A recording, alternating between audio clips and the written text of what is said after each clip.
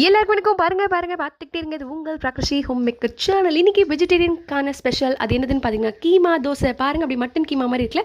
வாங்க எப்படி செய்யுதுன்னு பார்க்கலாம். ஃபர்ஸ்ட் சோயா சங்க்ஸ் நல்லா வெந்நீரில் போட்டு வேக வச்சு எடுத்து அதை நல்லா மிக்சியில் குறைன்னு சுற்றிட்டு வந்துங்க. அதுக்கப்புறம் ஒரு கடாயில் எண்ணெய் வச்சு கொஞ்சமாக சோம்பு, 2 பச்சை மிளகா, கொஞ்சம் கருவேப்பிலை, அப்புறம் வெங்காயம் இதெல்லாம் குட்டி குட்டியாக கட் பண்ணி வச்சுக்க அதையும் போட்டு நல்லா வதக்கிட்டு 2 தக்காளி அதையும் குட்டி குட்டியாக கட் பண்ணி வச்சுக்க அதையும் நல்லா போட்டு வதக்கிட்டு கொஞ்சமாக உப்பு, கொஞ்சம் இஞ்சி பூண்டு பேஸ்ட், அதுக்கப்புறமா வீட்டில் அரைச்சிருப்போம் இல்லையா அந்த மிளகாத்தூள், கொஞ்சம் ஜீரகத்தூள், கொஞ்சம் கரம் மசாலா இதெல்லாம் போட்டு நல்லா எண்ணெயிலையும் நல்லா ஃப்ரை பண்ணிக்கோம். இப்போது நம்ம அந்த சோயா சங்க்ஸை வேக வச்சு அரைச்சிருக்கோம் இல்லையா, தண்ணி ஊற்றாம இருங்க, அதை போட்டு நல்லா மிக்ஸ் பண்ணிவிட்டு அப்புறமா கொஞ்சமாக பெப்பர் சோம்பு போட்டிருக்கேன், பெப்பர் சோம்பு பவுடர்.